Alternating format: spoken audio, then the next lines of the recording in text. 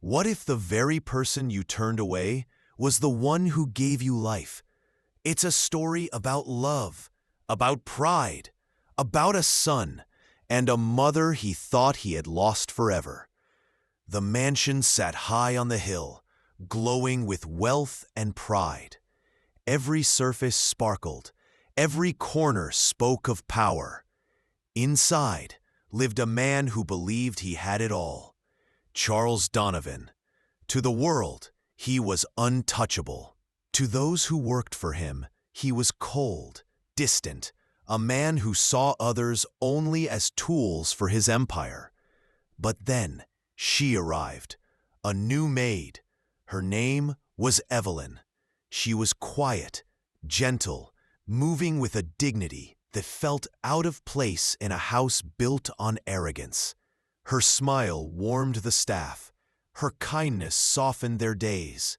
But to Charles, she was invisible, or worse, a nuisance. Pause. "Don't touch my study. Stay out of my sight unless I call for you," he told her. And Evelyn simply bowed her head. The days passed, and Evelyn's kindness rippled through the house. She comforted a crying maid. She brought water to the gardener in the heat. She carried herself with grace, no matter the task.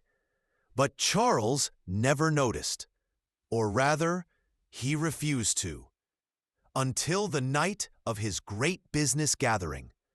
While the guests laughed and glasses clinked, Evelyn moved quietly in the background. At one moment, she placed a napkin by Charles's glass, protecting his papers from the dripping condensation. He looked up at her with irritation. "Don't hover. Just do your job." And once again, she only smiled and walked away, tension rising. But the breaking point came soon after.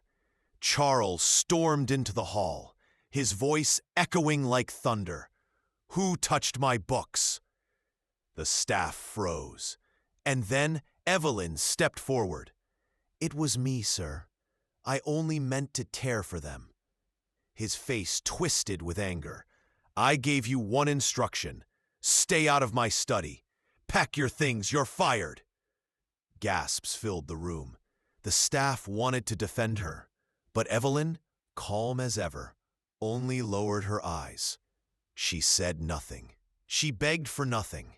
She simply walked away, and the house felt colder the moment she was gone.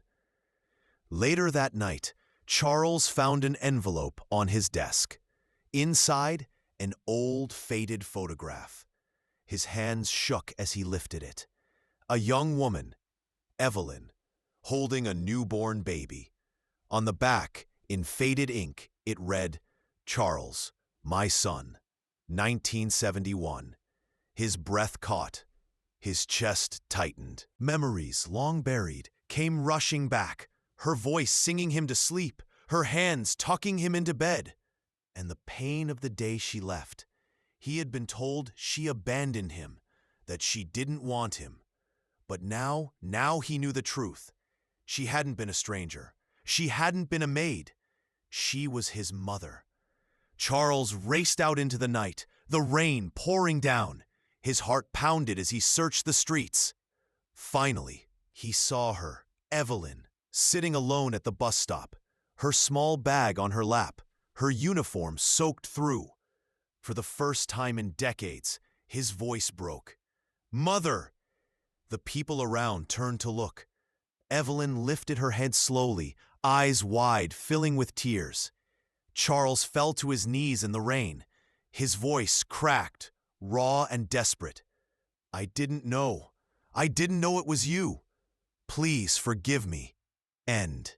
Her hand trembled as she reached out, cupping his face the way she had when he was a boy. "Oh, my son, I never left you. I only wanted you to be safe." And in that moment, the billionaire, the untouchable, the unbreakable, was nothing more than a child again. A son clinging to the mother he thought was gone forever. Mid-story natural CTA. If this moment brings tears to your eyes, take a second to subscribe for more stories like this. And tell me in the comments, what would you have done if you were in his place?